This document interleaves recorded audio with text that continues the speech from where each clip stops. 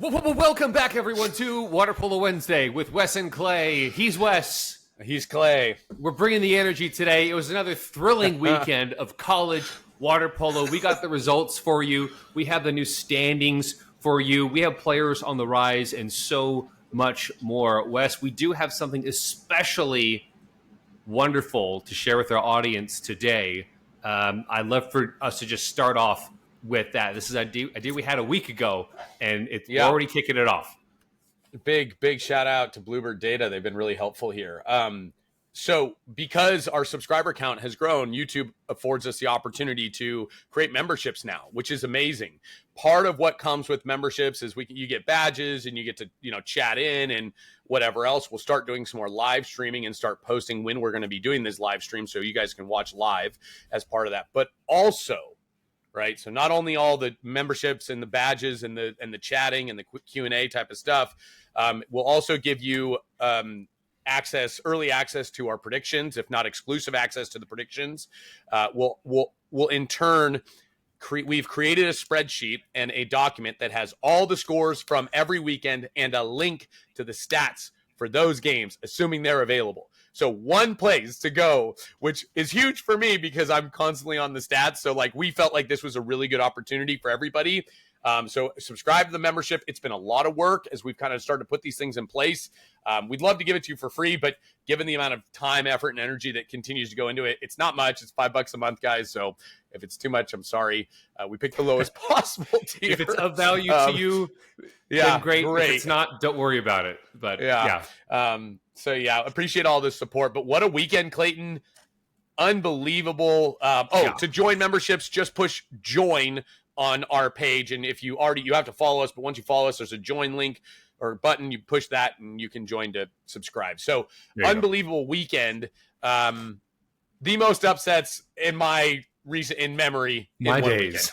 Weekend. Yeah. Wow. Lordy.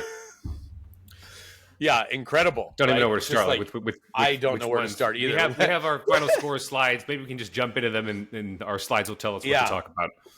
Let's get to it in just a second here as I present our wonderful tab.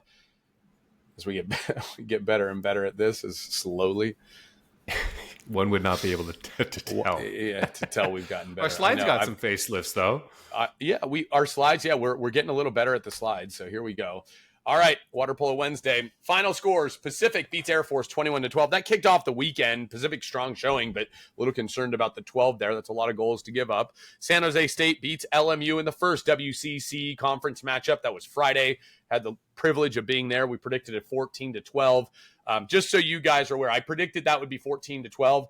I did not intend on being on that game. I was originally I was traveling for work. My flight got in early, and I just made it. And they had asked me that day. So when I posted the prediction, I had not intended on being at that game. So it just ended up, it was a last minute thing. And I apologize for that. If there was any biasness, that's not what we're going for. San Jose State does end up winning. Oh, I get it. I was like, what's the problem here? Okay. Got it. Or you favoritism, all that stuff. That's fair. There wasn't, hopefully not any favoritism, but again, I apologize. That was not intentional. It was a last minute ask from that staff, and I'm happy to support the staff where I can. I'll be on a few more San Jose State games, but we'll get to that. Good news, bad news here. San Jose State beats LMU, so they get their first win in WCC play. Sam Keatley got knocked out of that game. And by knocked out, I mean had ataxia, where he stumbled out of the pool, couldn't walk. He got hit in a pretty gruesome hit, which got caught on film, but there's no film review, so it's a real shame. But so they were without Sam Keatley the rest of the weekend. I don't know going forward, but he did not play on Saturday. Santa Clara drops a tough one to UCSB. Long Beach loses to Pepperdine in sudden victory overtime. Pepperdine having a 7-goal lead at half. Long Beach rallies all the way back. 10-3. Long Beach rallying all the way back, sending it to overtime. Pepperdine winning. Adam Chapo played in his first, potentially only game this season. The rumor is he might be a little bit injured. I don't know, but I'm hopeful he's okay. We'll see where that goes, but they did win. That's a big win for Pepperdine, as will be reflected in the rankings. LMU then beat Santa Barbara. And San Jose State beats Davis. That game without Mitch and Sam Keatley, because Mitch received a red card in the game versus LMU, which got a little physical. Brown drops a tough one to Princeton, but they had a tough weekend. Cal loses to UCLA 7-14. Stanford loses to USC on Saturday 10-14. CBU beats Fullerton. LMU beats Davis. So LMU on the rise of the Jesuits. My favorite phrase thus far of this season, that in the year of the backhand, Clay. Davis, a tough day there, dropping 2 games, one to San Jose State and one to LMU. Shows how strong the WCC is this year.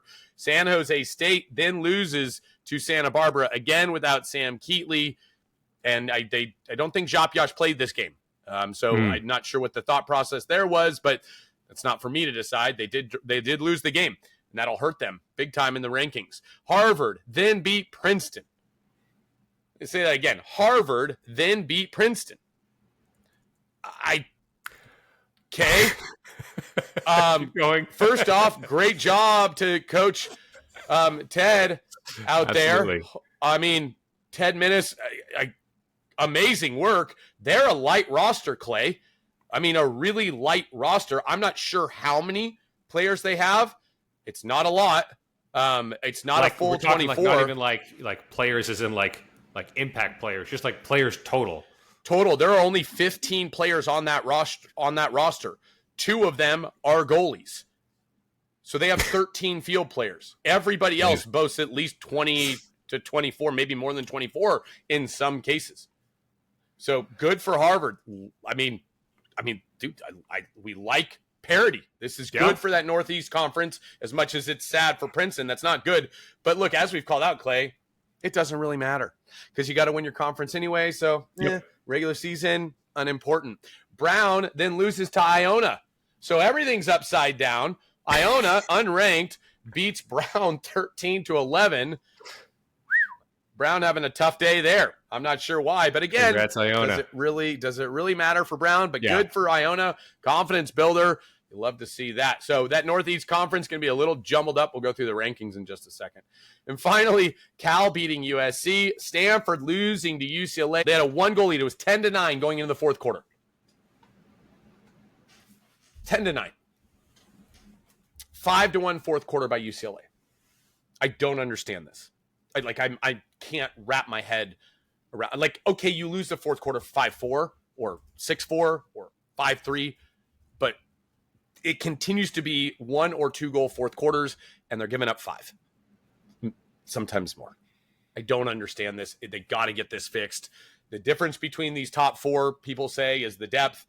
I'm not seeing it at Stanford right now. I'm just so hopeful they can develop as the season goes on, but it's getting a little tougher. They now have 4 losses to MPSF teams. They've lost to USC twice.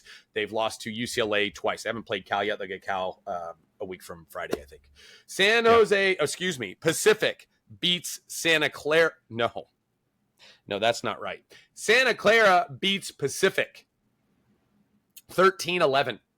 And I called this last week. We've been talking about the rise of the Jesuits. Santa Clara is no joke.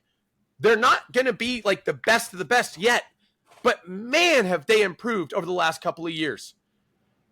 Yeah, you've been calling them out as like a real threat for the first time in a minute, and here they came. Look, and we're going to go through kind of what we predict, but good for Santa Clara.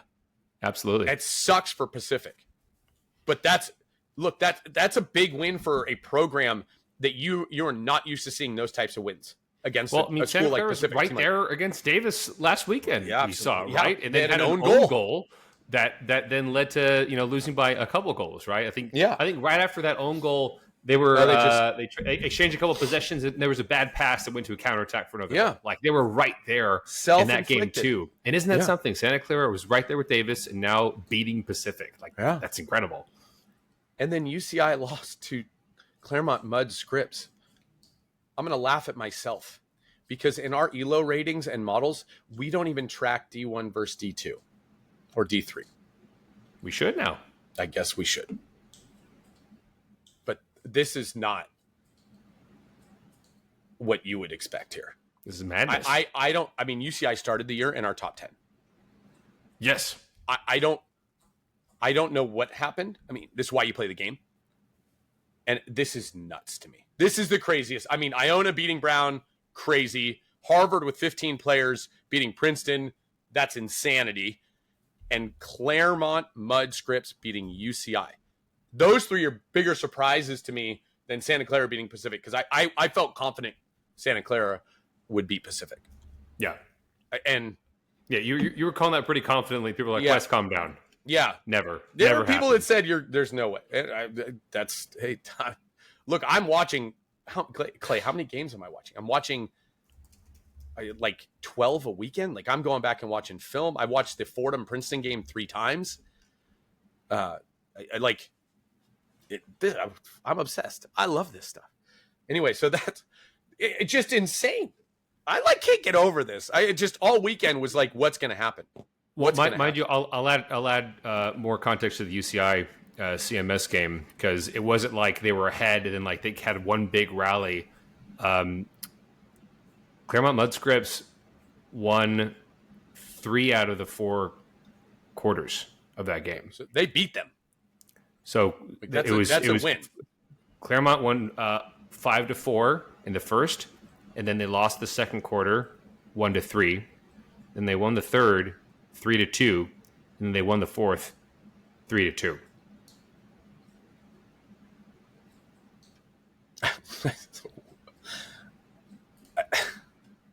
It's incredible. Good for Claremont. Happy for Claremont. Let me explain something. Equal exclusion ratio was like 15 and 11, and each of them scored three out of however many. 3 out of 11, 3 out of 15. Let me explain something. Clay and I talk a lot about like parity and the importance of parity. When I sat down at Stanford on Sunday before the broadcast, the Santa Clara versus Pacific game was going on. It was a noon game. Stanford was a 1 p.m. game. And I turned that game on because for the first time in a long time, I'm like watching on my phone, but for the first time in a long time, I felt like that game the outcome was unknown. I felt good that Santa Clara would win, but there was no guarantee. In fact, a lot of people I thought, no way. Might have thought, no way. Parity drives viewership. Parity drives fandom. When you go into a game and you think there's no chance that Team B beats Team A, you don't watch the game. I would have been content just searching on the Fosh or 6-8 or whatever, just looking at the stats and being like, okay, well, that's what happened. Great. Just see who scored. Yeah, of course they won. Team A beat Team B. That was going to happen always. I don't watch. But I was engaged by it. I was like, I need to watch this. This is going to be interesting. Can Santa Clara do it? Can they hold a lead? They went up 3-0 and Pacific rallied back. It was compelling stuff. Why is that important? Because in order for our sport to grow, it has to be compelling. We need fandom. We need people watching. It's so important to the NFL that they reclassified themselves, if I'm not mistaken, to be an entertainment company, no longer a sporting company. They want to provide entertainment. That's what sports has become, because entertainment sells. Fandom sells. People want to feel part of something, like the game is in the balance. So really important that we have parity, top to bottom. Now, we're never going to get one losing to a 20. But their last year, Cal, which was preseason ranked, probably, I don't remember what it was, top 4.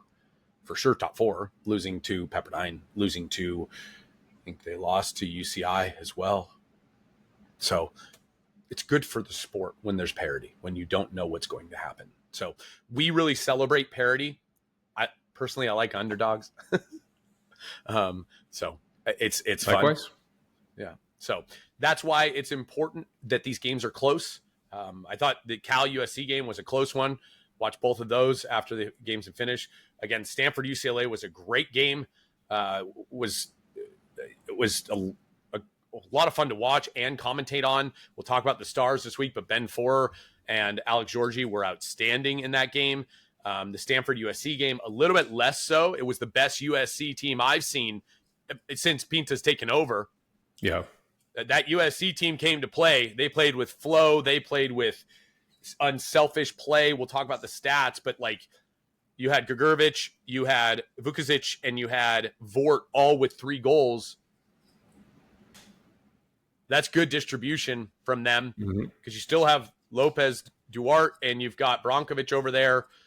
You've got Nelson. I mean, Kirstic in the middle, like really good distribution. They were flying high. And some people were asking me like, well, why is Stanford so close to UCLA? Because they were ahead 10-9 going into the 4th. But why weren't they close against USC? And this is it was like a 4-goal gap for most of the game for context on that game. The USC game, USC was ahead. I think they were ahead by 6 at one point, but it was convincing. UCLA trailed for large portions of the game, and I think Stanford was even up by 2 or 3 at one point. And so people were asking me, well, why is this game so much closer? UCLA is the 1, Stanford is the 4, and USC is the 3. Shouldn't 3 and 4 be closer? And the answer is, in my opinion, is this. The way that USC plays is higher risk, higher reward. So they're willing to make more mistakes, but they're willing to go out and score a lot more goals. That means getting the ball to center earlier, not using the whole shot clock. That means making an overpass versus like waiting for the clear opening or timing plays. That means like really like driving, popping, getting physical, potentially contra fouls underneath. Stanford doesn't do those things very often, if ever. They're very, very programmed. Okay, they're much more structured than a USC. So USC has this potential to just be like 6 goals better, which is why I think they're really dangerous against UCLA, and Cal is really dangerous against UCLA. Now, at the same time, they could lose by a ton if they come out flat, because it's more risk, more reward, but more risk. Remember, so if they come out flat, and we saw this last year, where USC lost games to Stanford just because they were just flat, didn't want to drive, they were tired, one reason or another, and it's really interesting. UCLA and Stanford, it's like Adam has his guys. Like I think Adam is right now done an incredible job with this team. He has immense talent. Like that's true. But when I watch them play, their coordination together as a team was remarkable. But Stanford runs a very similar system. So they know how to break each other down a little bit better. UCLA and Cal a little more open. USC and Cal more open. UCLA, Stanford more structured. So less risk, but less reward. So you don't see UCLA. I mean, sometimes they do. Like they kind of knocked around Cal a little bit, and Cal kind of came out flat against them. That's the other side of that coin, where they lose, 14-7? We go back. I think they lost 14-7. I don't remember. Yeah, I'm lost. Yeah, 14-7. So like that's the reason for it. It's a style of play thing. Yeah, I was thinking about this all weekend. Yeah, how is that possible? Like the 1 is so close to the 4, but then the 4 can't beat the 2 or the 3. Yeah, they haven't played the 2. They haven't played Cal yet, so we'll find out on the 17th. Yes, yeah, that's right. And look, but Flax has done a great job with this team, fourth quarter withstanding, because they're in these games and they're controlling the offense and they're controlling the defense. Okay, they need to sharpen a little bit more on defense, because I think they're giving up too many goals in these big games. 14 to UCLA, 14 to USC. That's too many for them, and I think Flax would admit that. They've got to get better on field defense, more field blocks, funneling the ball more towards West Hemkin. People are harsh on goalies. Well, he gave up 14 goals. Look, guys, a lot of those goals are not on the goalie. They're on the field defenders, not getting to their zones, not getting their blocks, not getting over their hips. Like, there's a lot going on. It's a lot more than, well, I shot the ball and I scored, so the goalie must be bad. That's not it at all. Like, there's a lot more that happens, and we're going to talk about that in a minute too with our 3 stars, because some of these guys were really, really good this weekend. So to me, that's kind of what's going on. I think Stanford versus Cal on the 17th is going to be a great matchup. And then the following week, Fordham comes out. Fordham plays a lot like USC and Cal. So they're more dangerous to me than Fordham is more dangerous to Stanford than a UCLA is, because as great as UCLA is, they play very restricted. And if you put a few quick goals in against them, they'll like get tough and come back for sure. But like they'll give up some runs, and they did against Stanford. Stanford got loose. Ben Four went off for 6 goals. We'll talk about him in a second, but like he going off for 6 goals tells you it's possible to go on runs against UCLA. And if you can do that enough throughout the course of the game, you'll beat UCLA. You just have to you have to be very clinical in your finishing, play pretty unselfish, and not make too many mistakes on the defensive end. You can make a few on the offensive end, but the defensive end is where their offense, they were so efficient, man. They were so efficient. It was crazy to see how efficient their offense was. I think if memory serves, they were 14 of 27 against Stanford, so over 50%. And then UCLA versus Cal was higher than 50%, which is like, wait, what? Like, you're shooting higher than 50% against the number 2 team in the country? I mean, what? And you just see it in the way they play. They just play for each other. Like, everything Adam says, these guys are bought in. Huge credit to Adam. Like, Adam Wright, the coach at UCLA. Yeah, they were 14 of 22. They shot 63.6%. Yeah. Oh, my goodness. Like, dude, I don't know if I've ever seen that. So, incredible. Really incredible. So good for them. All right, we're going to keep moving. I'm just hyped up now that we're in conference play. Like, I love conference play. This is exciting. I know it didn't mean a lot. All right, WCC standings. San Jose State 1-0. Santa Clara 1-0. San Jose State beating LMU and Santa Clara beating Pacific. Pacific lost to Santa Clara and beat Air Force, so that's where they're at right now. It's a light week of games. We'll preview what's coming up. There's not a whole lot of conference games, but it's a pretty light week.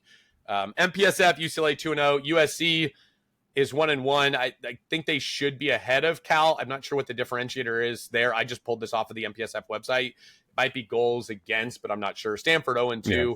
Yeah. Cal 1-1 as well. So this will sort itself out. Mid-Atlantic, George Washington at 5-0. So this is based on points. And so because George Washington Naval Academy have 5 wins, Fordham only has 4, so they don't have as many points.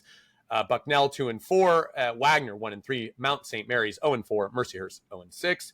And Northeast standings, Princeton at 4-1. So again, the point thing, they have more points than Harvard, despite a loss to Harvard. Harvard 3-0, the only team undefeated currently in the Northeast standings. Obviously they're going to have to win a couple more games. What is there? 2, 4, 5. I have to remember if they play each other twice or once. I don't know. Some conferences only play each other once. Some conferences play each other twice. So like MPSF plays each other twice. I think WCC only plays each other once. I'd have to go back and look at Long Beach, but I'm pretty sure it's only once. And so there's your standings for them. 3 stars of the week. Ben Forer to lead us off. 6 goals on 9 shots, 2 assists versus UCLA. He really led the way for them. And what's not tracked here is how many passes did he put into Georgie that led to exclusions or goals. I was thinking about that exact same thing this week about tracking a stat of like entry passes specifically that don't necessarily lead to goals, because that should be an assist, but lead to exclusions. I think that matters. Yeah, it was a lot. And I called it out on the stream. Like, every time something good happened for Stanford, it was 4. And I was really like proud of him. I don't really know him personally, but I was really proud of him for stepping up, because Botan was getting absolutely pressed. Like, he was being suffocated. So somebody else had to rise to the occasion, and Four really did. It was a lot of broken plays. It was a lot of like, it's going to be his shot because nobody else is moving and there's no other options. Like, it was huge of him to put the balls away that he did. Against Nate Tauscher, who was outstanding the day before. 12 blocks on 18 shots against Cal, 66% saves, Clay. Woo! That's good. On fire, bro. Good for you, Nate Tauscher. I love it, man. This guy came on to the scene last year, really at the NC2A conference, at the NC2A championships, when Garrett Griggs got hurt. We didn't know much about Nate Tauscher. He came on the scene. They won the semifinal. They won the final. Wow. And he is shining right now. He was shining versus Cal. He's kind of a poster for UCLA, like right there with Ryder Dodd, frankly. Like he's had some really incredible games. And I mean, they have the offense and the defensive coordination, but I don't think Tauscher gets talked about enough. I think he does really well for this UCLA team. Yeah, he does. And I mean, against a team like Cal, you hold them to six goals, like 7 goals. Like, wow. They scored 7, so one must have been like I don't know, whatever it was. No goalie situation. And then Mitch Keatley, you know, we called him out. We put him on blast. I put him on blast personally. I hit him up. So I was like, hey, what's up? 3 goals on 8 shots. Not a great percentage, but 4 assists, 2 drawn exclusions, and 3 steals versus LMU. My contention with Mitch Keatley when they played Stanford was he did not shoot enough. He hardly shot at all. He passed up open looks, counterattacks, basically one on nobody, one on goalie type of thing with, you know, people on the other side of the pool. He came to play. I was fine with the lower shooting percentage because at least he was forcing the defense to think about him versus giving it up every single time and not. So it then for aggression. Nate Tauscher, Mitch Keatley. It does. It does. Not everybody can shoot 6 of 9. My goodness. But 3 of 8, not a great percentage, but hey, they won the game 16-13 or whatever it was. So happy for them. Good win for them. Hopefully his brother Sam is okay, but way to go, Mitch. Proud of you, man, for stepping up. That's what it's going to take. And in fact, I'll even call this out. I know that they lost to Stanford, but to beat teams today, you have to have an attacking lefty. Okay? USC has Vort, who's been playing really well. We'll talk about him in a bit. UCLA has Lathy and Sherlock, both of whom have been standing on their heads, man. They are outstanding. I love the way those guys play. And then Cal has, well, let's start. Ponferrada, Alex Oprea, Marci Tatmari, and Kai Inoue. So they have 4 lefties. We'll see what Fordham does against Cal and against Stanford because they'll have Salaponte. I'm not sure where they're going to put Luca or Andrash or whatever it may be, but that right side is a really important side against defenses today because a lot of teams are running a 4-5 drop or some sort of half M, leaving the 4 open. So all that to say, Mitch, Nate, and Ben, congrats, guys. I know this is a very auspicious honor, and all of you vie for this every single week. And I know you think about it, and I know you can't live hardly without concentrate it. So on the game. Gotta get my star. Yeah, got to get my star. I love it. Anyway, congrats, guys, and continued luck for all of you. All right, our top 10 rankings. Clay, why don't you take this one? I've been talking enough. All right, sure. UCLA number 1, Cal number 2, USC number 3, Stanford number 4, Fordham number 5. Still kind of untested here. Yes, they played UCLA, but they got a big trip coming up, and we'll keep talking about it until it happens. Then we get into 6 through whatever, because frankly, right now, 6 through 20, whatever. 6 through 20 is up for grabs. Anybody can beat anybody. So we color coordinated this a little bit and helped signify where people are moving. So San Jose State moves down. Yes, it sucks they lost Sam, but those are some big losses that they suffered. So UCSD doesn't necessarily play games that earn them up a spot, but San Jose State did play some games that brought them down. Pepperdine goes up 2 spots, not just because of the victory against Long Beach, but because of the return of Chapo. I think that is a huge impact now. It's still unclear how stable he is still, but that gives a lot of life to this Pepperdine team that was already accelerating their performance and doing very well. Adding him into the mix is going to absolutely catapult them in the rankings. Then Davis suffering a couple losses, fit to which team as well. Obviously, Long Beach moves down with that loss to Pepperdine, and there you go. Yeah, it's tough because San Jose State with Sam Keatley, I mean, I'm going to get plastered for this, but probably a top 4 team. The game against Stanford, very different with Sam Keatley. It's hypothetical. Yeah. They didn't have Sam against Stanford, right? Like, what does that game look like? But like, we don't know. I agree with you. I think them with Sam, that's a much different game, but we didn't see it, so we don't know. We can't talk about it, so we don't know. So they very well could still be a better team than UCSD right now. They've had it's kind of a similar story of like who's like the one player that's there or not. UCSD had Ackerstrom that was absent for the first part of the season. Now he's been back. He's been a very much a difference maker for that program, obviously. Yeah. So all these teams have like their guy. That's Chapo their at wild Pepperdine, card. Sam at San Jose State, Ackerstrom. Yeah. Big. Yeah. So, let me also call out Bernardo Hertzer was back this weekend. Good to see him play. He played for Stanford. He was really good, like lights out good. I'm glad he's getting healthier. I don't think he's full from what he told me, but he's healthy enough to play. So happy for him. And then Mills, who has been really good too. I mean, they got 2 of the top 5 goalies in the country right now in Mills and Hertzer. Yeah, it's nice if Hertzer gets hurt, then you have Charlie Mills to put in the cage. Just like, poor you, But I mean, there are days when Hertzer is better than Mills, and there are days when Mills is better than Hertzer. And I don't know how you determine which day is going to be which. It's a little bit like, it's tough. Been really impressed with Charlie Mills. Really have. I know they lost to Cal, but like that I think that was a tougher game from a shooting a goalie perspective because they shoot a lot more than Stanford does. But again, really impressed with Charlie Mills. Happy he's getting his kind of flowers, if you will, getting some bright light here. But what an unbelievable luxury for USC to go, well, Hertzer's out, so we got Mills. Or Mills is out, so we got Hertzer. Wow.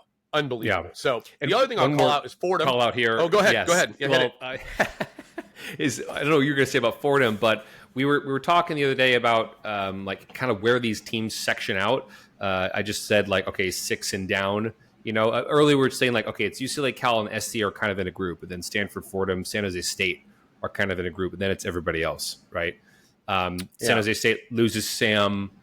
That hurts, and so that changes that conversation.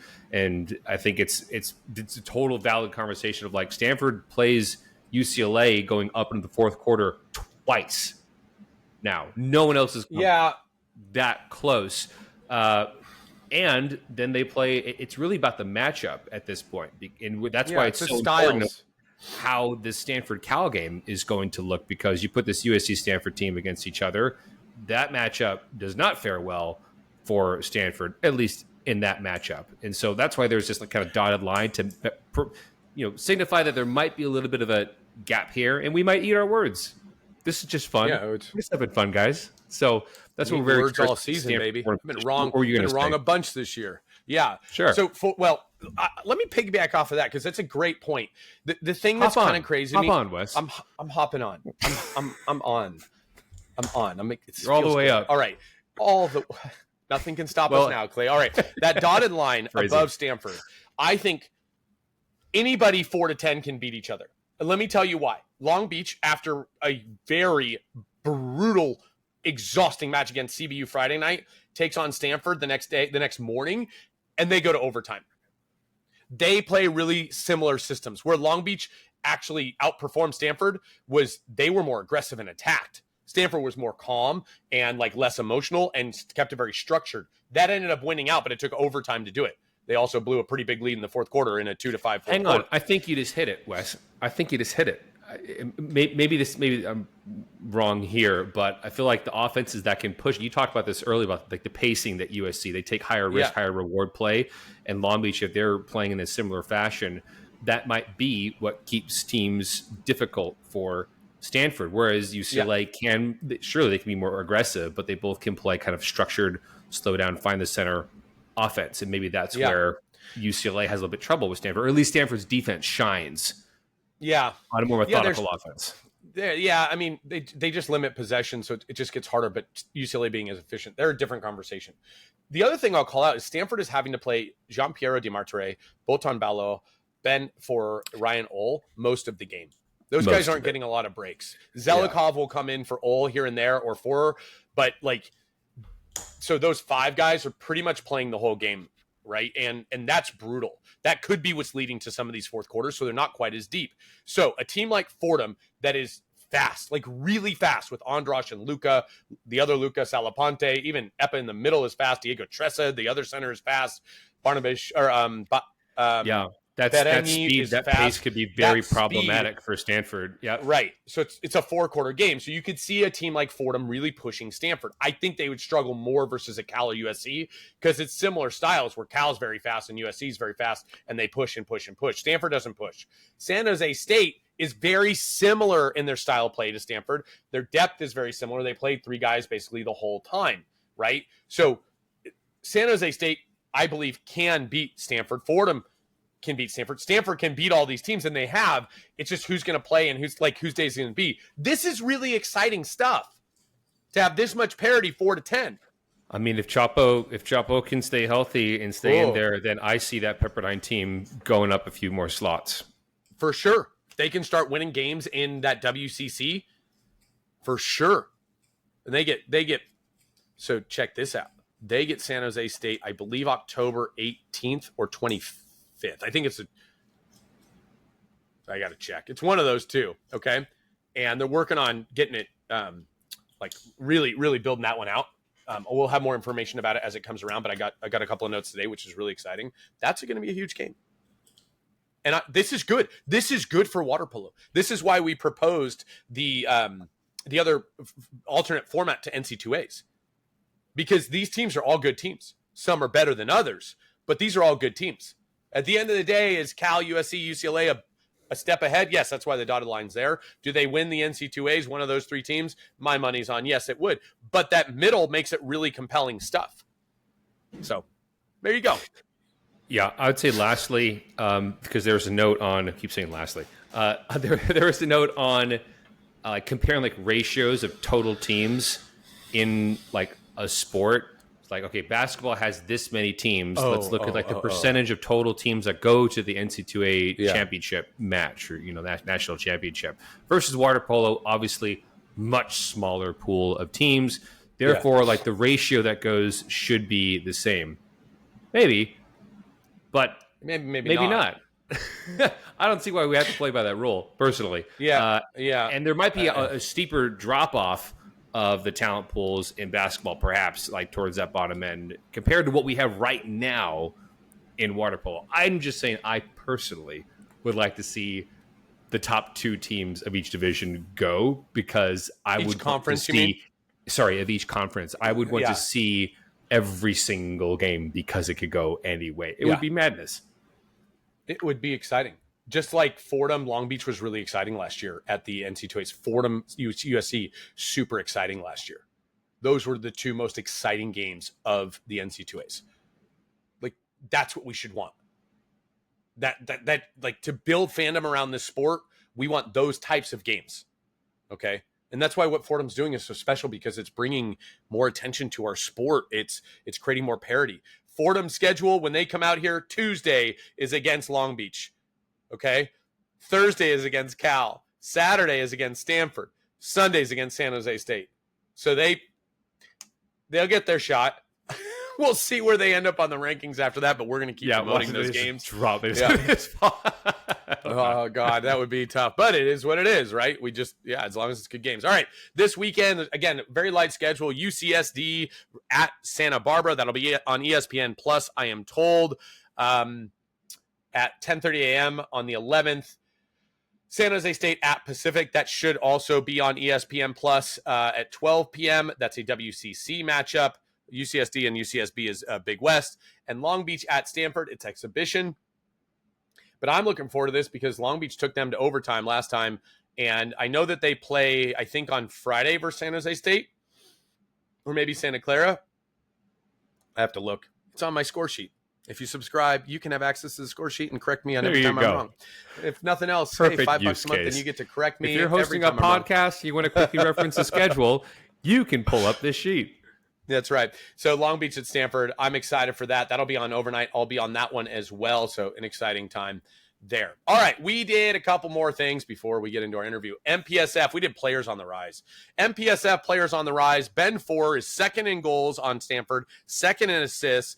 Both are second on the team. 6 goals against UCLA. He has been, again, a breath of fresh air, a shining light for this Stanford team in what's been a tougher season for them as they've lost, four games against MPSF teams and been pushed against some others. So he continues to rise. Great to see it. Again, he wasn't featured too much last year, but now in his sophomore year, doing quite well. We love to see the rise. There's always guys that come up, that next man up.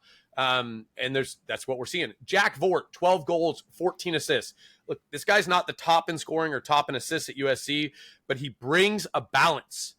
He is starting to get really, really good at attacking. And what that does is it forces teams to honor that right side of USC. against Stanford. They played twice. In both games, he's had 3 goals and 1 assist each game. So we got 6 goals, 2 assists versus Stanford. And what that does in their 4-5 drop is it forces them out of that drop. It opens up the center. It forces somebody else to come back like the 3, which leaves Mihailo Vukovic wide open, or Grigorovic, or Lopez Dor. Right? Brutal. So really good job by Jack Vort. It's been great to see him ascend his game in his final year at USC. Mad props to him. He was really big at Stanford for USC. He had a counterattack goal. He had a great catch and kind of one-hitch shot, beating 2 field defenders and Wes Temkin to the near post. I don't remember his 3rd goal, but we've been very impressed with him. Ben Lathy, probably, I'm going to admit I'm wrong again. This is just the day of Wes being wrong.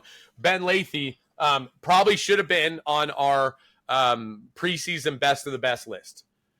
And that's on us because he has proved he is the best of the best. 28 assists, leads MPSF, 30 goals, 58 points, second in the MPSF. Yeah, he's been outstanding. They're that right side of UCLA with Wade Sherlock, Ben Lathy, Chase Dodd, Bodie Brinkema, even Tico slides over there. Oh, my goodness. Ben Lathy been a leader there. He was part of the senior team. I think this is the first lefty I have seen that has impressed me on the world stage for Team USA in a very long time. And congrats, Ben Lathy, for making that team. I think you have an unbelievably bright future. I think the only person that can stop you now from making an Olympic run, if that's what you want, is you, man. And so really happy for you. Great to see your game ascend. We knew you were good before. You're really showing up now, man. So congrats to Ben Ford, Jack Vort, and Ben Lathy, MPSF players on the rise. Clay, why don't you take this next one? Sure. WCC players on the rise. Andrea Nuzzo at a CBU shooting 63% on the season. That's nice if your team is shooting 63%. He is on his own. 60 goals total so far, 24 assists. The CBU team has some gaps in it after a couple players transferred out, but now that Nuzzo's rising up, his presence is being made known if it wasn't felt already. So congrats, Andrea. Ricardo de Simone, Santa Clara University. Wes, you've been talking about him a lot and saying watch out for Santa Clara, but specifically for Ricardo, shooting also 67% on the season. That's so solid. 43 goals, 14 assists, along with 23 drawn exclusions and 44 steals. Leads the nation in steals. Leads the country in steals. That's about 3.4 steals a game. Wouldn't you love that as a coach? And to top it off, that wasn't enough, a 23-1 sprint record. So who was that one against? Do you know? No. Anyway, 23 wins and only lost one. I do all this sprint. prep and you put me on blast. Yeah, I'm really good at finding the one thing that Wes didn't prep. It's only you know what it is? It's because you prep so much other stuff that the gaps of the nuances become apparent. And I ask about those. That's all. That's the reason why. Thank you. And Wes, you've heard me calling you about Matty Walsh. Yeah. For Pepperdine. This guy has just been really impressing me. We are not short on excellent centers in college water polo today between the UCLA and Stanford. But Matty Walsh at a Pepperdine has been lethally effective in drawing exclusions. He's the WCC leader in drawn exclusions with 34, including 34 goals. And you love a defensive center. Yeah, centers. You love a defensive center. That's why I put that in there. 14 steals. And that is like one of my favorite things to see when you see production on offense and effectiveness on defense. You don't always see those two combined. So props to all these guys who are having a phenomenal season. Yeah, and for those of you who don't know, Clay and I played water polo together for a long time, and Clay always harps on centers who don't play defense. Like, it is a real source of contention for him.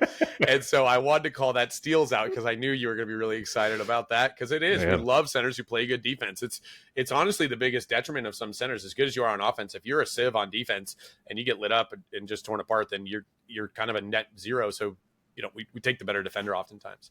All right, Big West, players on the rise. Christian Hammonds, UCSD, Big West leader in assists per game with 1.4. Leads UCSD in points with 52, 29 assists and 23 goals. I don't know the last time I saw somebody leading in points that had more assists than goals. Yeah, that's fun. That was a really cool thing to call out, which is why we have him on here. Love the distribution there. Good for Christian Hammonds. He's young. He's got a future. Gabby Acosta, Long Beach State University, leader in goals per game in the Big West with 3.1, leader in points per game with 3.5. They've only played 14 games, so he's got fewer. So you can look at this and go, well, he hasn't scored as many goals as somebody else. I realize that. They've only played 14 games. Other teams have played 20. Right. So that's not apples to apples in that sense. He does have 49 total points, 44 goals, and 5 assists. Gabby Acosta has been very good. I believe he was a second team All-American last year, an outstanding center for Long Beach, as they have 2 of them. Alex Hegeman, I hope I said that right, Alex. Apologies if not. UCSD, I believe he's a sophomore, redshirt sophomore maybe. Young. He's young. Leader in total saves with 144 in the Big West, 9.92 goals against in 21 games. That is a great statistic.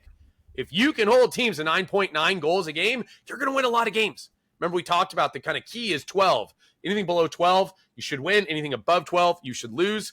We saw that this weekend with UCLA, USC, Stanford, and Cal. The winners had 14. The losers had less than 12. It's right there. That's what the data tells us, so that's exciting. And so those are the 3 conferences we broke down. It's a little harder in other conferences. For those of you at Fordham who are like, well, why aren't you doing Mid-Atlantic? For those of you at Princeton, Harvard, why aren't you doing the Northeast? Because not all the stats are available. So if you want some recognition, you got to produce the stats. Write your congressman. Yeah. Get them to to put stats up for your leagues. Yeah. Okay. All right. So that's what we have today. We want to thank you guys for joining us. Next up on this episode, we're going to have a Wolf. We're going to have a Wolf with an interview. We're going to have an interview with Wolf Wigo, which we're excited about. Wolf has never been on the program before, so really excited to chat with him. I want to call that out. Thank you to him in advance. It was good to see him this weekend. We'll have a chance to learn a little bit from the legendary Olympian himself in just a moment. Clay, any other thoughts as we go to this next interview?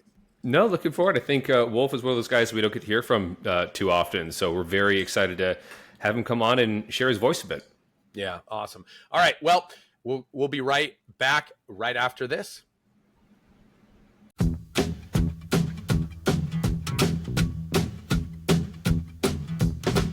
All right, so welcome back. Joining me now, the great Wolfgang Wigo. Wolf, good to see you again, man. Thanks for taking the time. Hey, how's it going? Great, thanks.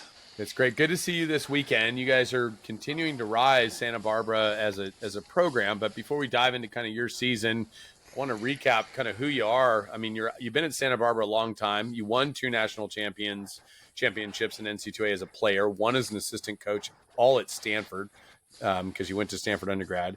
You're a 3-time Olympian, and you're kind of a lifetime water polo guy, right? Like, I'm kind of curious, how did you get into water polo? Like, where did this come from? Yeah, I grew up in New York City, so it was a pretty fun place to grow up. You could just go to the playground and play a multitude of sports after school until it's dark every single day. You can play stickball, basketball, touch football, sometimes tackle football in the playground, a lot of basketball. So just doing a lot of sports, and then I was introduced to swimming because my dad was a college swimmer and Pat played a little bit of water polo. But I really loved the combination of once I realized there was a sport that involved balls and the water, I was like, that's for me. So I stopped. I was a pitcher in baseball too until I was 14, and once I realized, hey, I can go out to California and play and really improve, I stopped all the other sports really and focused on water polo. And were you the only player on those national teams, those Olympic teams, that wasn't from California? Yeah, in the last Olympics, there was Brandon Brooks and Sean Kern from Hawaii, in 2000 and 2004. But yeah, I was when I started playing with the New York AC, I was 12 years old, and there was no like kids program. I was the only kid playing with a bunch of men. So that was like kind of how I started water polo. That's an interesting comment. We talk a lot about this, Wolf, in that there are a lot of differences between the European game and the American game, especially at the like 12U, 14, 16, 18, right? A lot of those great players play with 30-year-old men when they're 14, 16 years old. Could you estimate how much of an impact that had growing up playing with those grown men at New York AC had on your career? I mean, I would say it definitely gave me an advantage. You got used to the physicality a lot faster. I mean, I remember when I was, I don't know how old, 14, one of the Olympic Club guys, this guy Eddie King, just straight up elbowed me right in the head. And I was like, ooh, so you have to be ready. It taught me to be prepared at all times, never get caught Yeah. off guard. I tell my players that. I tell, my kids that. I say, Mm-hmm. you got to watch out at all times. You got to be prepared. Don't let someone grab you, assume something can happen. So Sure. I think that's one of the bigger things that really helps is just being used to that and also seeing the higher level play. Right, it's one thing to watch it on TV, but to have a guy beat you on a drive or beat your shot block, you really learn fast that way. Yeah, you do, right? Learn from experience much faster than watching film or seeing on TV, though. It'd be nice if we saw more of our game on the TV and NBC major networks and so on and so forth. Well, let's transition now to Santa Barbara. You've been there for some time. You guys started off the season a little bit slow. We can call that out. You lost to George That's Washington. an understatement. Yeah, definitely. Lost to George Washington. Lost to San Jose State. You just avenged that loss this last weekend. Then you kind of rallied, right? Had a tough loss to USC, but you beat Navy, you beat Pomona, and you kind of went on a streak there until you ran into a Pepperdine team you lost in double overtime. But you've continued to climb. So where you lost to Santa Clara at one point, you beat them 2 games later. You beat Pacific this last week. You did lose to LMU, who's proving to be a better team than I think most people thought early in the season. But you beat San Jose State. So a little bit like, hey, you lost to LMU, who's ranked 11, but you beat San Jose State, who's ranked 6th. What do you attribute kind of this growth, this ascension from your team over the last month and a half? Yeah, I think, like you said, losing to George Washington, I've never lost to, since I've been in 21 years to a non-top 20 team. So that was the first time ever. That was a bit of a shock to the team, I think. It was a good wake-up call. And the guys really rallied around that. I think they were a little embarrassed that we lost that game. And it was like, hey, this season's not going to go like this. So they've just been really working hard, improving. Every practice, I've been very happy with how the team is. No one's ever late. Everyone's doing their job in the weight room, in the pool, and working hard. It's fundamental. There's no magic dust you can sprinkle on a team to make them better. The team has to want it. It's really their team. I've been the coach for a long time, but this is the players. It's their team, so they have to want it. That's really important. And this going into this last weekend, we went up north. We were playing 3 teams we had lost to. And the 3 games, we improved 16 goals against the 3 teams. We improved 8 goals against San Jose, 5 against Santa Clara, and 3 against LMU. So even though we lost LMU, we had lost by a lot more before. We had lost, and then we kind of beat up on Santa Clara pretty good, and then we got killed by San Jose. The first time we played them, we scored 3 goals. We couldn't score a goal, so to put up 13 and get that win, that was huge. So really happy with the progress of the season. 10-goal swing there, obviously without Sam Keatley, which is proving to be a too common of an occurrence, as I would say, for that particular team. But a win's a win, and you are what your record says you are. Now you've got a tough next few games, I would say. You're going against a Big West opponent this weekend on the 11th against San Diego. And then a week later, you've got UCI and then Long Beach. So really digging into Big West. UC San Diego, UCI, Long Beach, Davis. It's a competitive conference this year. Where do you feel your team is at? Like, are they really ready for this challenge? Ready or not, here it comes. But are they ready for this? Or are you still trying to peak kind of at the end of the season? I think they're ready. If you asked me after that first weekend, I would have said, "Oh, it's going to be a tough conference for us. All these teams look better than us." But now, obviously there were a lot of upsets this last weekend, and you can really say, even if we weren't ready, anything can happen. Sure. But I think we're in a good position to get some good wins in Big West, and obviously the goal really is to get one of those top 2 seeds, or top 3 really. It's almost nice to play that 3-6 game, get your feet wet before going into a semifinal. But I think you just want to avoid the 4-5 game. I think if you ask most coaches, you don't want to be in that 4-5 game. Sure. And if we are, we are. But I think we can pick up some wins to get out of that. We saw UCI go undefeated last season in regular season conference play and then get dropped by Long Beach, who eventually won it and went on to the NC2A tournament. Is there some philosophy there? You're talking about being that 3-6. It's kind of nice, right? The 6 team usually isn't that competitive. It'd probably be Fullerton would be my guess, right? Just based on how the season's gone thus far. Is there some advantage there to kind of not having a bye if you have that game? I personally like it. I mean, Fullerton has improved a lot. They've played some really tight Sure. games lately, so it's by no means, you're going to win that game for sure. But it is a very winnable game compared to the rest of the conference, in my opinion, and it's good. I personally don't like going up to the tournament, sitting around for a day. Everyone gets antsy. So yeah, I mean, I think it's good to play that 3-6 game. Yeah. But it is what it is. I'm not overthinking. I'm not trying to game the system here. We're going to play to win each game one at a time, and wherever we end up, that's where we'll be. Yeah. Now, I noticed at the end of the season here, beginning of the season, you had a lot of games. You've only really got, was it 5 Big West games and a USC non-conference game, and you're really only playing one a week except for that November 8th, 9th slate, Saturday, Sunday. Is there a reason for that? That like, hey, we got everything out, now we're just focused on conference, or is that just the way the schedule works out for you? Yeah, I think I mean, when you play in the conference, you don't want to have to play another game right before it or Right right after. after. You want to be able to focus on that game. I personally wanted to get as much experience in the beginning of the season. We definitely needed it. If we had been like some of these teams that are like 6-4 right now and only 10 games into the season, I wouldn't feel as comfortable with my subbing rotations, knowing who's going to do what, who's playing well this year. So I like getting a lot of games early in the season, and we pack them in, and we have short rests sometimes. We had a couple tournaments, and then we had the 2 games on Thursday, 2 games Friday, 2 games Saturday streak. Yeah. So I just want to get more games. I think more games is fun. That's why we're playing the season. Yeah. Now let's pivot a little bit to like recruiting, transfer portal, right? It's no secret that there were a number of players that kind of went in the transfer portal. Don Brown, Nico Furneaux, a couple of good examples there. What does that do to your program, or is that something where you're just like, look, they're going to go do what they're going to do? How do you recruit against that, if you will, or are you active in the portal? What is the approach there?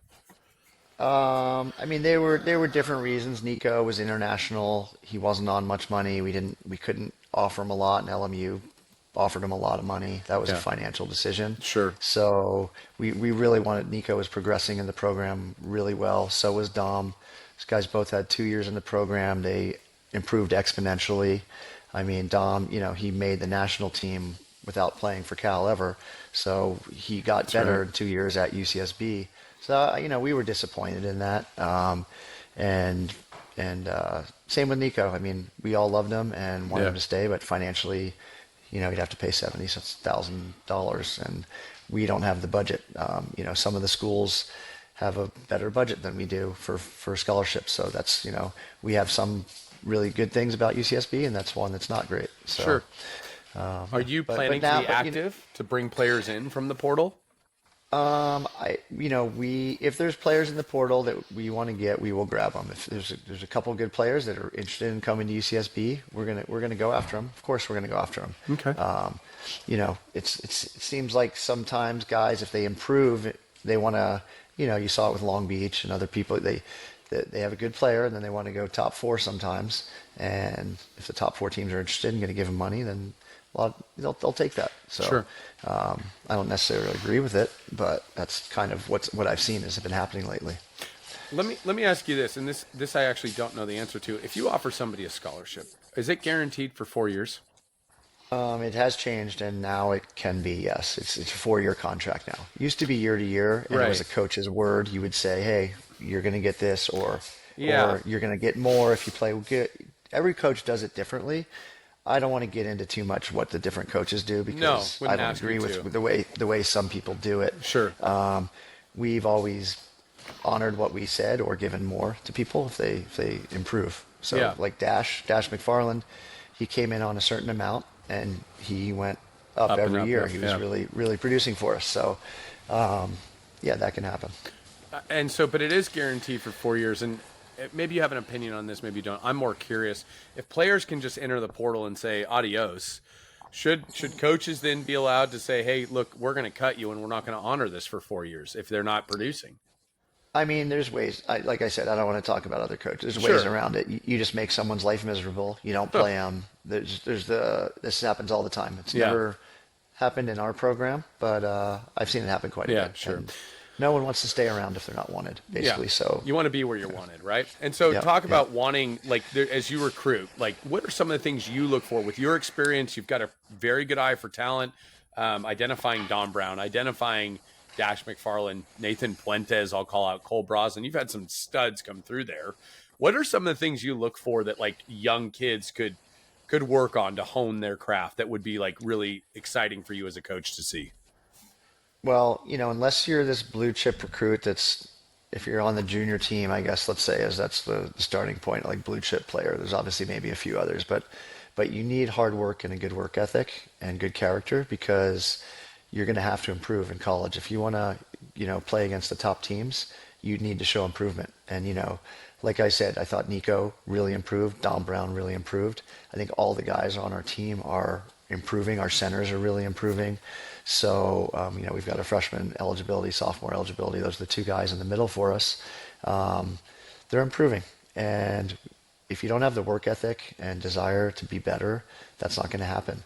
There's some recruits that think they're great. They don't want to work hard. The number one thing I'll do is ask the coaches how's their work ethic. Yeah. And I won't even just ask their high school coach because every high school coach kind of wants to send their guys to D1. I'll call the rival team coach. If you're at Newport, I'm going to ask the CDM coach and vice versa. Or up north, Sacred Heart, Menlo, the other coaches. I'm going to ask the other coaches in the league, what do you think of this kid?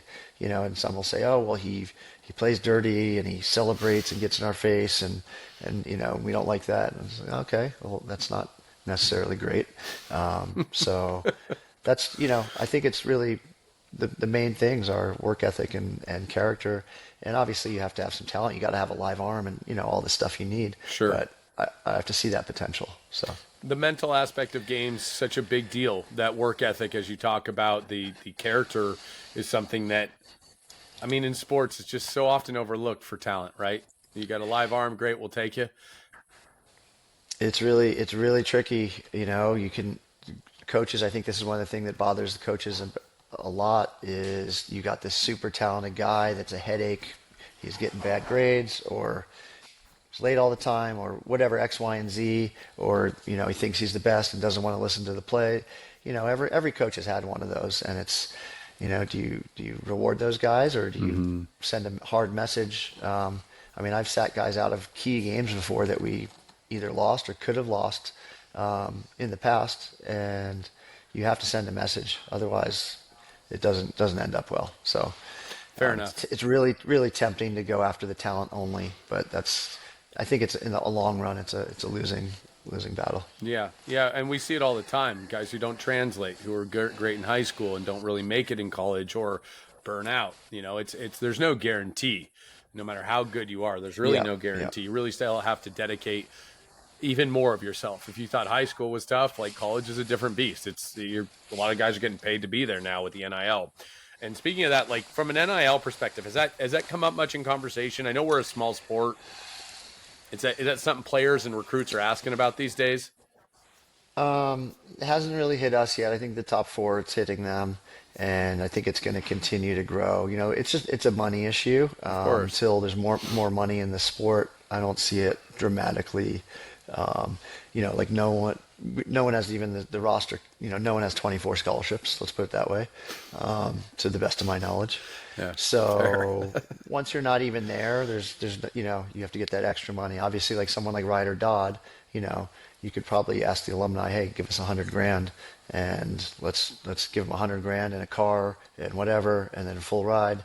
And I haven't heard that he's got that, but that's there's maybe one or two players out there every few years that you could make a case for really throwing some money at if you have alumni or supporters that want to back that. Yeah. Yeah. Okay. Now you've brought up an interesting point. I wasn't really planning on bringing this up, but you've had the opportunity to play with Tony Azevedo, a generational type talent. He played at a very young age with high level players. His dad Ricardo being a coach in Long Beach for so long, he had unique opportunities like you did to play with elite players that are much older. You're getting a chance now to coach against Ryder. Where do you think? I mean, are they comparable? I hate to compare generations like this, but I guess the better question is Ryder on pace to be, world class elite the way that Tony was? I mean, every, absolutely comparable. I mean, that's without question. Like, there's no way. I think what sets these two guys apart from most people. I mean, you look at other players like Chris Humbert or star players from the past. They weren't that physically strong. Like Tony and Ryder are both very strong physically Yeah. at age 18. I know when I was 18, I was 165 pounds. These guys are both like whatever, 195, 200. Yeah, they're thick, 18 right? years They're old. strong, yeah. So not only do they have the talent that some guys have, but they also really strong at a young age. And Ryder absolutely has all the tools. I mean, if you compare Ryder right now, I think he's ahead. I think he had way more goals than Tony freshman year. Well, different. This is why I don't like 68 comparing to, eras, though. yeah. We played But 30 meters, and yeah, no, it's I'm just not different. it's definitely different, but to say comparable, of course, the answer is Sure, of course yeah. he's very easily comparable. He won his freshman year, was the best player on the best team in the country. I mean, both those guys were. Chris Humbert, was the best player for his last 3 years, and other guys in the past have done that. But to come in right away freshman year and be the best player on the best team in the country, that's a special thing for sure. So it's been incredible. Ryder is continuing to impress me personally, and he's already on the national team, already played the Olympics, all that stuff. So I think it's kind of an easy question to answer, honestly. Well, sorry. I'll come up with some tougher ones. But that's all good. All right. Continuing forward, kind of the state of water polo. You've been in this game as long as anybody, frankly. I mean, you, Coach Everest, obviously Adam Wright, who's a teammate of yours for a long time, and I'll call it Gavin Arroyo, probably the most tenured coaches in terms of like how long you've been in it. I think Layson might be a little bit younger than you guys. Where do you think the sport should go? Like, pick 3 things you think we either need to change or that need to happen for our sport to continue to grow and exist, frankly? For me, we definitely need to make it easier for younger kids to start playing water polo. Okay. So I think that there are tools out there, there are things you can do, because basically every kid plays soccer at age 4 until 9. Right. And then Right. maybe they continue playing soccer, maybe they don't. But every kid plays. Very, very, very, very few kids play water polo ages 4 to 9. Very few. There's like a few people that start at, very few people start at 5, and then some kids start at 8 or 9, and the vast majority start at 11 through 13. So breaking down those barriers, to me, it's wearing these little fins that are kind of curved that you can egg beater, and wearing a float. Obviously Cap 7 makes the float, the water polo trainer, but any kid can get in and pass, and they don't even have to egg beater yet, swim with it, and you basically take any kid off the street and you pop them in a pool, and they can play water polo at a rudimentary level. So making all that accessible and pushing that is very important, and getting all the clubs to recruit for the younger kids. So that's one step. But to me, the biggest hurdle is the rules. I could talk about this forever. There could be a whole segment on it. Really don't like a lot of the water polo rules. They're counterintuitive to every other sport.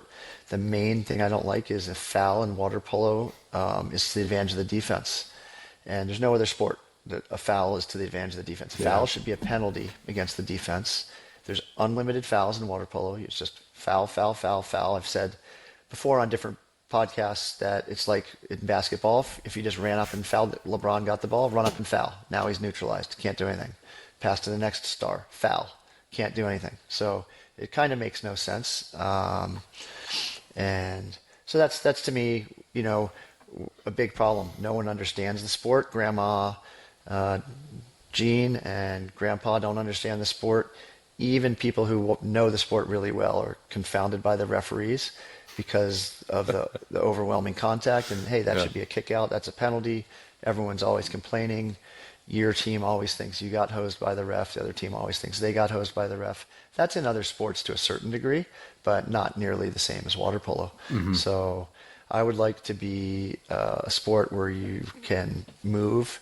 Um, Smaller countries can't compete. You know, the Eastern Europeans are in charge of the sport, and they're the bigger, stronger players. Country like Mexico or Japan, you know, they've done a good job, but they're never going to be able to compete at the highest level because everyone's grabbing and holding. So I think more freedom of movement.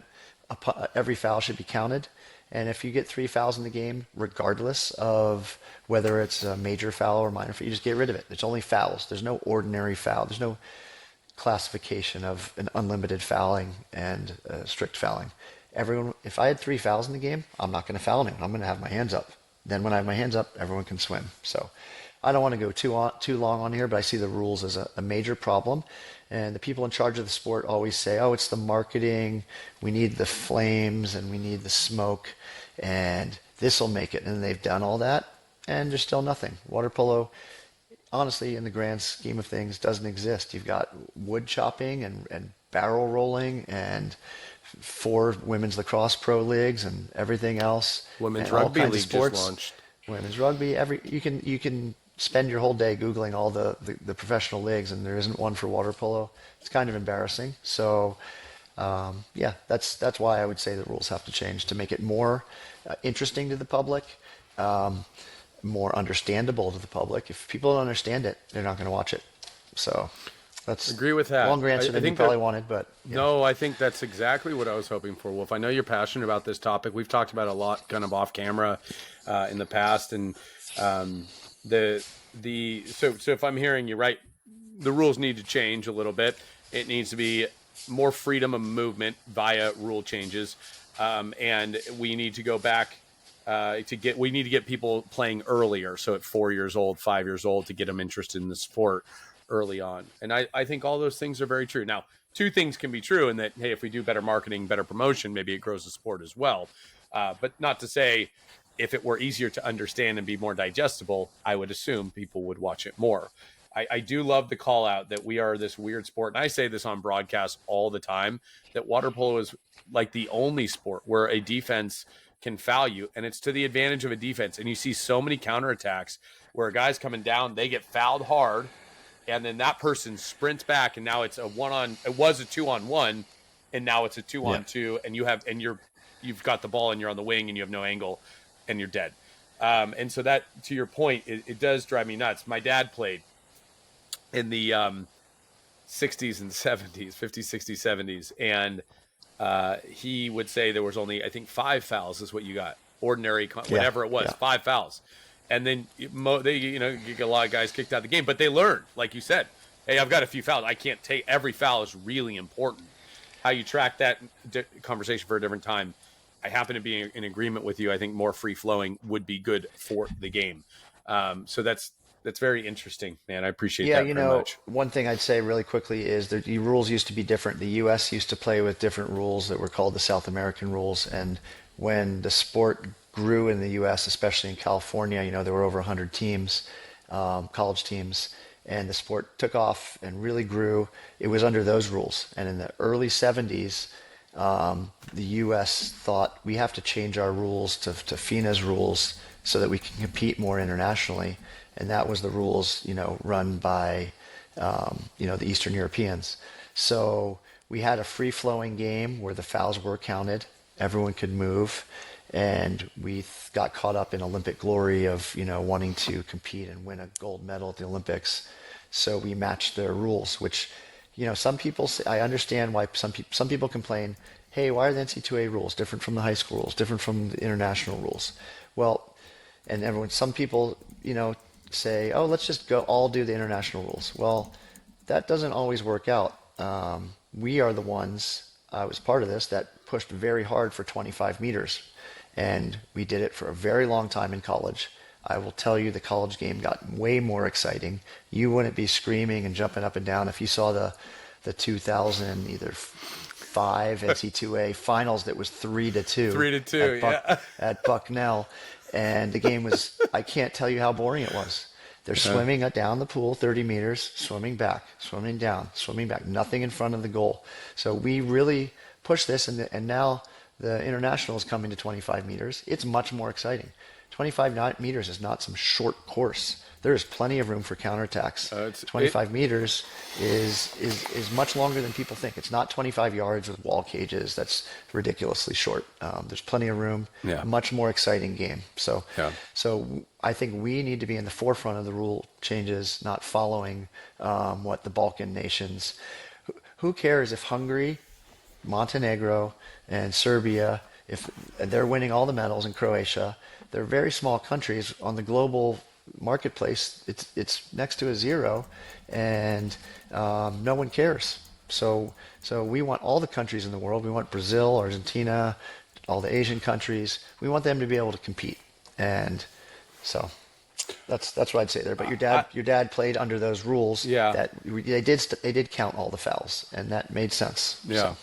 It's interesting that you bring that up, that there were so many collegiate teams, and I honestly, that was news to me. I don't know what years specifically you're talking about where there were 100 teams, but that's incredible. I can see here in 1988 there were 58 varsity teams. Before that. Way before that. Okay. Before they changed the rules in the early 70s. Yeah. So 60s, 70s. Amazing. Yeah. That's incredible. Yeah. And it almost cut in half by the 60s. 76 or only 48. To your point, right? Like, we played 30 meters growing up and internationally, and you don't sprint. It's not a sprint down the pool. There's very few counterattacks. But with 25 meters, which you push very hard for, as you called out, it is way more exciting, and there's way more action, and it's way more counterattacks. You get plenty of opportunities to score, which is exciting. And to your point, Wolf, if we lead the way, the world will actually follow, because now, what is it? It's 25 meters at the Olympics. And so less thinking like everybody else, more thinking differently. What's best for the sport? What's best for the sport? So what we did was we got 50 people who had not seen the sport of water polo. We put them in the stands. We played half of a game at 25 meters, half of a game at 30 meters. Not one person thought 30 meters was better. So, but I was talking about this for a long time, and I wager even you probably could put it at 20 meters, and people would say that's more exciting. But that's another story. But when it's universal and it's 100%, and every single person agrees this is better, it's pretty obvious. So I'm glad that happened. Yeah, well, great work on that part. Didn't realize you were so intricate in that change. Yeah, I'll give you one other fact. Basketball basically copied water polo in many ways. It was started after water polo. Water polo was quite successful in the late 1800s. And when basketball started, water polo was a much more physical sport. When basketball started, you could run up and foul a guy. Yeah, hard. And hold him. Just grab him. He gets the ball, you grab him. So it was kind of like water polo is right now. Guy gets the ball, foul, grab, foul. And that lasted for about 20 years from, when it was founded, 1894, until about 1915. And all the colleges and everyone was saying, and it got too rough because what happens then one guy fouls a little too hard, then he hits the guy, then he pushes. So basketball was almost going to get, it was cut from a lot of schools. It was almost going to get like, see you later. And basketball adapted, changed the rules, and stopped all the fouling, cleaned up the sport, and obviously we know where it's gone from there. So it's interesting enormous. fact, which I only learned recently. Yeah, well, this has been a great history lesson for me, certainly, and I'm sure the viewers that we have will appreciate this as well. It's a unique opportunity to kind of dive into something like this. This is one of the more unique interviews that we've had, Wolf, so I feel very honored and privileged that you've taken the time out to do this. This is a part of the show, man. I could pepper you with questions all night. I think we could go all night. Our conversations always seem to last a little longer than I think either of us anticipate. Hopefully not longer than you would like, but we'll get to that at a different time. But this is a part of the show where we like to open up and say, look, the floor is yours, or the studio is yours. Anything you want to share with the youth, with the people out there, it's your platform. I would say enjoy the sport. That's why we're playing it. If you're not enjoying what you're doing, that's a bad sign. So there is hard work. It's a very hard sport. You have to swim. You have to, at the higher levels, lift weights. You have to be in shape, eat a good diet. You have to do all the things. You have to study the game, watch film, try to improve on what you're doing, learn all the plays. There's a lot that goes into it. It's not an easy sport. So everyone has to work hard, but you also need to find a way to enjoy it. And for the coaches, the young coaches out there, I hope you can coach in a way that keeps the kids engaged, makes the kid want to come back, not dread to practice the next day. That's very important. So there's obviously some coaches that do a great job of that. I think there's some that need a little help with that. And then as far as the training goes, there's very many youth coaches who are too obsessed about running a million plays and this and that. It's fundamentals is the most important thing. So I've had some teams do well at JOs and young kids, and I can tell you I see all the other coaches, they've got 5 different defenses they run through. They've got Brusha, M's. These are 12-year-olds, 14-year-olds. There's no way they know all these defenses. And if they're trying to work on all these, that means they're sitting in a half court. No one's getting leg work. No one's getting passing skills. They're all worried about these plays and 6-on-5 plays. I mean, I can tell you we run very few plays at the age group level. It's all about body position, passing, shooting. There's a lot of teams that don't shoot much ever. You have to practice to get better. So if you look at some of the great shooters, they're shooting all the time. I mean, whether it takes that you're staying in the pool after, and some people can't do that, but you're finding a way to shoot a lot. Some kids leave a practice and they've taken like 3 shots total because there's 15 kids in front of one cage and 2 lines, and every 6 minutes they get a shot, and then no one's getting leg work. So fundamentals are the absolute most important thing for young kids, and hopefully for the coaches. And the rest is like nothing. It's like a pyramid, and you're trying to put the cherry on top, and there's no base. The whole thing's going to crumble. And I'm cracking up over here because I remember Radko Rud's drills, picking the ball up underneath a million times, holding the ball, moving the ball, passing the ball, not letting it hit the water at the national team level. Yeah. And at the highest level in our country. And I just remember how exhausting that was. We did a lot of it in Hungary as a youth. It was like constant. So very salient point. I think that's great advice I'd give everybody if I had that platform, man. So thank you for doing that, Wolf. Great to see you. Good luck the rest of the way. I don't think I've got any more of your games, but it was a lot of fun to call your game and, kind of see your boys play. It's been wonderful chatting with you, bud. So thank you for taking the time. Appreciate it. All right, my man. Take care.